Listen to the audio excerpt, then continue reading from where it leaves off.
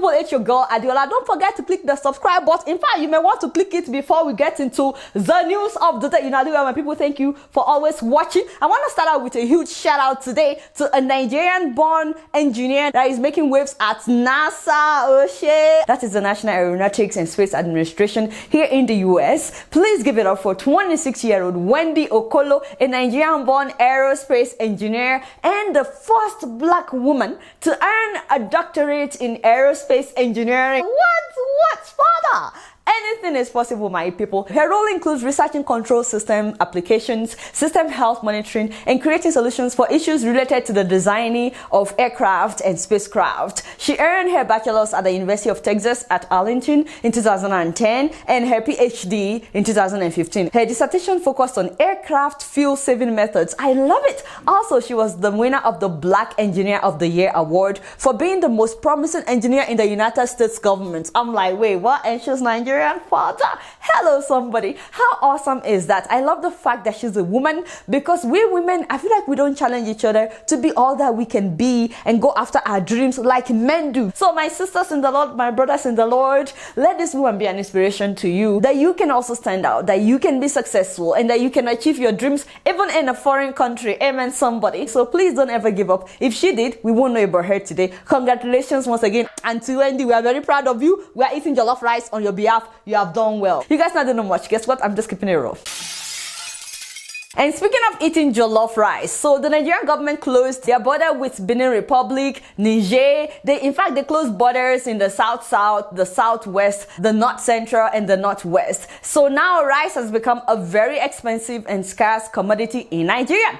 Everybody is complaining. There are those who say that the government is wicked for closing down the borders, and also there are some people that are praising the government for closing the borders. So I like to look at both sides. Keep in mind that out of 184 countries that are importing rice from Thailand, Benin Republic has become the largest importer of rice from Thailand. In fact, they import more than China from Thailand. I'm like, wait, what? In 2017, for example, Benin Republic imported nearly 2 million metric tons of rice, while China imported 1.2 million from Thailand. Now, the only problem is Benin Republic's population is 12 million. So clearly, they don't consume this huge amount of rice that they are importing from Thailand. So the question is, where does the rice go? Nigeria, by land, through the porous border. So they import the rice, and then somehow the rice finds its way into Nigeria without going through customs. We've seen videos like this where, people were reportedly smuggling rice through the Nigerian border.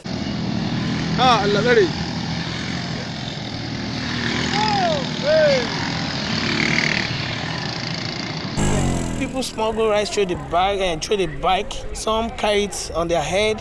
There are many ways people smuggle rice in this border here. All that needs to be done to smuggle rice is a little greasing of the wheels. Nínú Kotonu, ara rice ní 5,005. Àwọn ọlọ́kadà ń gbé jáde ní 250. Nigerians consume so much rice that analysts believe that Nigeria will soon become the second largest importer of rice after China. We're the largest rice importing country in all of Africa, or rice consuming country. So the government's argument is that they're trying to stop the smuggling of rice and other food items through our porous border into Nigeria. They want people to go through the proper channel by agreeing to comply with ECOWAS protocol on transit of goods. They say that this is to better secure Nigeria's border in order to strengthen the economy and address trans-border security concerns.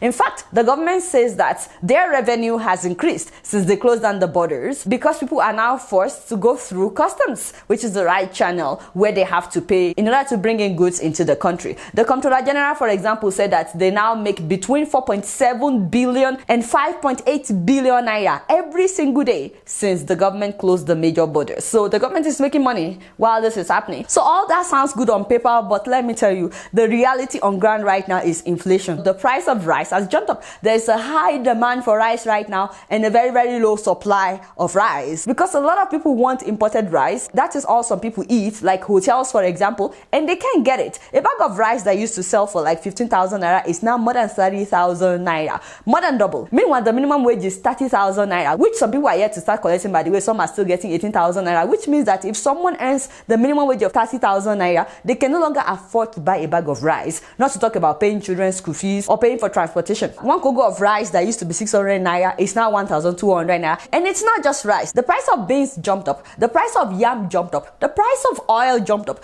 The price of everything jumped up because apparently the price of rice controls a lot of things on the market. So there is serious inflation right now in Nigeria. Number one, the government should have provided enough alternative for people before shutting down the borders. Despite the fact that the government tells us that we are producing enough locally, they want us to be consuming local, that's not actually true. Right now, Nigeria consumes 7 million tons of rice annually. 7 million. But Nigerian farmers are only producing 3.7 million tons of rice annually. That's according to the US Department of Agriculture, World Market and Trade. That only meets 50% of rice domestic demand. Clearly, we don't have enough to go around, and they shut down the border. That is not smart. Ideally, the government should ensure that we have more than enough before shutting down the border. Also, this should have been announced on TV, on radio, on the internet over and over for months that the border would be shut down at a particular date. I know that they announced, but not everybody knew about it until it happened. There should have been commercials on TV about how the government is trying to stop the smuggling in of rice by closing down the border on so date, so that people are aware and they are prepared in advance. They should also make sure we have enough alternative and let people know how they will get that alternative in advance. People should know where they would be able to find rice. You don't just do something like this, like that, because you know, as it is right now, in the process of trying to do good,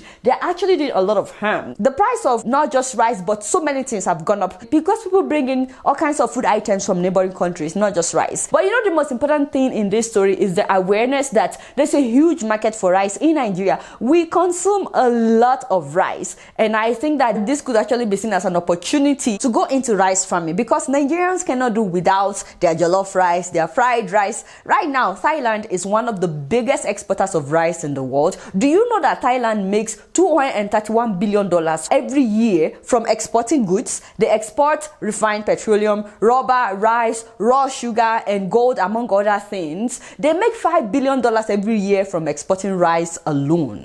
There's a huge market for rice, and a lot of countries like China, India, they import rice. I think that instead of just closing down the border, the Nigerian government could empower people to produce enough, first of all, for the consumption of Nigerians, and then produce even more so that we can export rice out of Nigeria. Why can't we make 5 billion from exporting rice? Why? So that's just my take about this issue. I've also heard that the locally produced rice is actually more nutritious than the imported rice. The foreign rice is not as good as our rice, at least not as nutritious. The imported rice, some of them had been in the warehouses for up to 11 years. I really don't know, but I want to hear from you if you agree with this or not. So then I saw this video that really scared me. Like,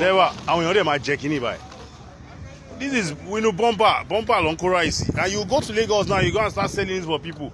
And when you go to Makparo, they want foreign rice daily. This is how some people smuggle rice into Nigeria. Can you imagine that this rice will be repackaged and sold to some people, and some people will eat it like that?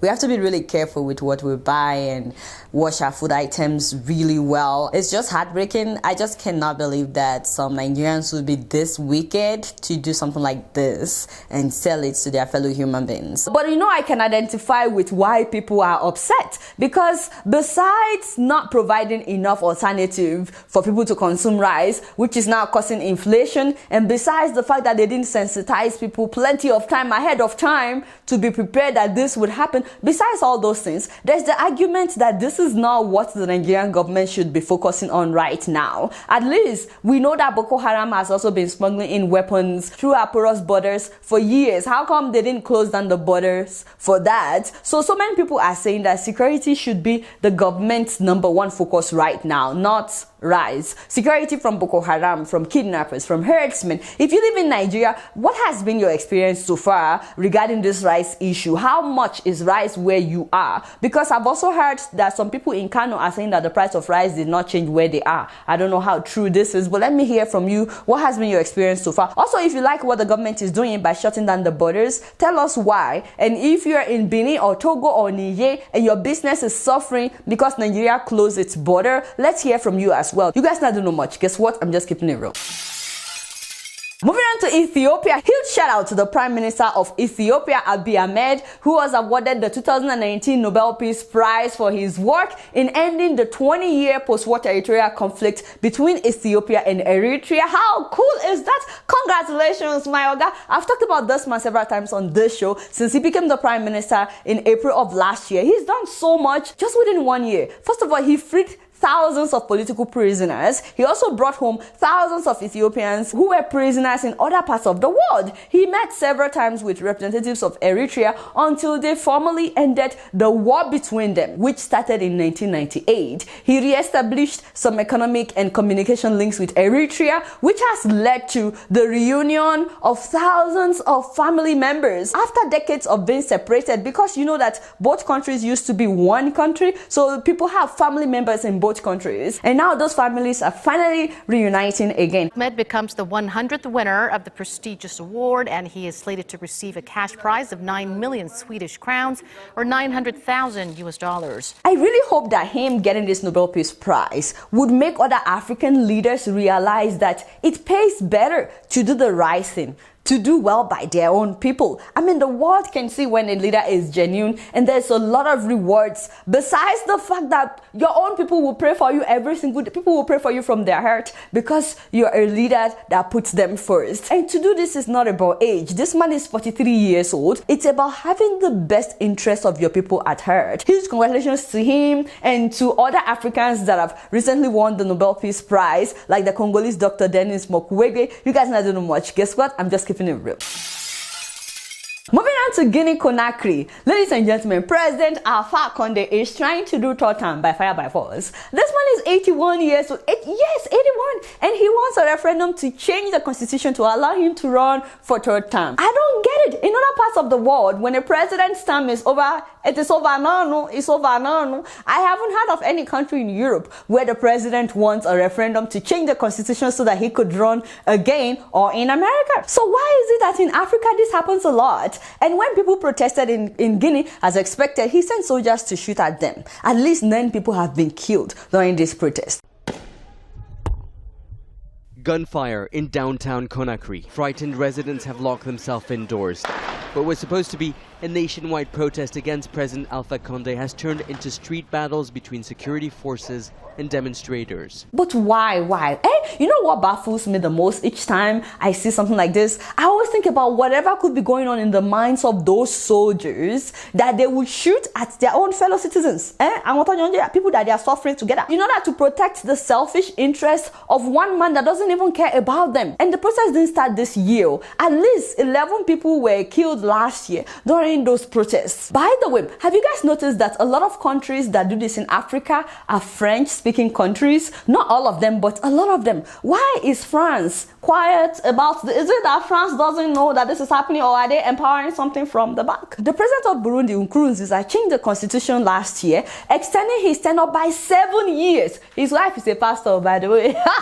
Father, which makes no sense, because there has been so many reports of opposition members allegedly being killed since this man became president, and his wife is a pastor. That's a French-speaking country. Also in 2008, Paul Biya of Cameroon changed the constitution and removed the 2-term presidential limit. He's been in power now for more than 40 years, considering that he was the prime minister before he became president. So if you add everything together, it's been more than 40 years. Again, that's a French-speaking country. And in 2005, the president of Chad, Idriss Deby, also also removed the 2-term limit from the constitution. Last year they reinstated it, but they said that it doesn't apply to Idris Deby, that he can rule until 2033. He's been president now since 1990 when he came in through a coup, and he may still be in power till 2033. Again, that's a French-speaking country. In 2015, Paul Kagame of Rwanda changed the constitution to allow him to remain in power until 2034. He's presently in his 3rd term. Kagame came into power in 2000. That's 19 years ago. Although Rwanda was colonized by Belgium and Germany, French is one of their official languages. And as you guys know, in Togo, Faure Sigbe changed the constitution this very year, making presidency a 5-year term. However, he said that that doesn't take into account the 3 terms that he has already served. 3 terms since coming into power in 2005 when his father died, which means that Sigbe could remain in power until 2030.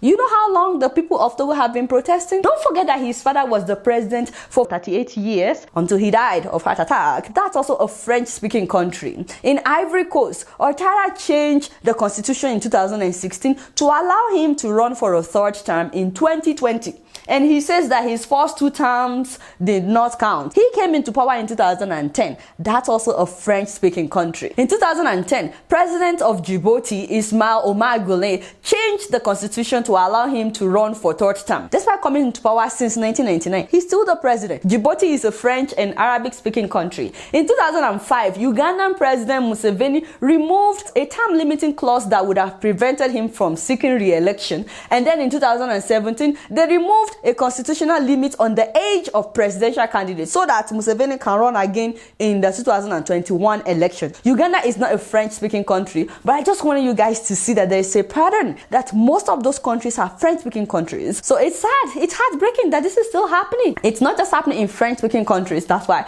I talked about Uganda as well. And I think that clinging to power at all costs, including killing those that you're supposed to represent, is one of the reasons why Africa is not moving forward as it should. We'll keep you guys posted on what's happening in Guinea. You guys not doing much. Guess what? I'm just keeping it real. So I made a video in 2014 about a man that I think is one of the best presidents Africa has ever had, and that is Thomas Sankara of Burkina Faso. This week makes it 30 years since his best friend and ally of France killed him in broad daylight. The first thing that Sankara did was to reduce the salaries of all the ministers and all public officials, including his own salary. He took away their luxurious cars, Mercedes-Benz at the time, and he made them drive regular cars. He himself was driving what do you call this thing? Okay, that was what he was driving. Anyway, no more first class. All officials had to fly economy. He was also one of the first head of states in the whole world to promote women's rights. At your own leisure, if you guys would like, I'd like you to watch the video that I made about him. His story is so inspiring. It's just sad that they didn't allow him to live long. But just to see what that man did, even though he was only in his 30s, was amazing. I feel like so many of us young Africans should know more about our history and the fact that we've had some amazing leaders and we should not forget them. People like Thomas Sankara should not be forgotten. May his soul continue to rest in peace. I'll put the link of the video in the description of this video on YouTube. You guys not know much. Guess what? I'm just keeping it real. Before I leave, there's a short clip of Bobi Wine of Uganda, the musician activist who has been challenging Museveni now for years, once again escaping police arrest. Bobi Wine nene chomulolo yesawa tugenda masatu katandika butandise sanga jisuwate nate ene kutuswa ko kene TV1 tujisumulude sawa eno office etude kati njamuse nachi. We're gonna party on my sea. Wow, oh my god, I mean, they're still trying to arrest this guy, like unbelievable. I don't understand, I don't get it. But man, he's got skills. The way he jumped on that bike, that is not even funny. Anyway, I'm glad that once again he escaped police arrest. I just want you guys to see that video. Once again, I'll be in Atlanta on November 3rd for the 7th Annual African Arts and Cultural Festival. I'll be emceeing that event taking place at Hilton Atlanta Marietta Hotel. Get your ticket if you're yet to. Also on November 16th, I'll be in Dallas, Texas, emceeing my marriage experience show taking place at Jesus House, Dallas. So don't forget to get your tickets for those events if you're yet to. I look forward to seeing you guys live and direct. By the way, I'm watching you on Plasma TV. Those of you that are yet to click the subscribe button, God knows your address. Don't forget to subscribe if you're yet to. And don't forget to follow me on Facebook, Twitter, and Instagram. Until next time, I'm going to see you later. Peace out.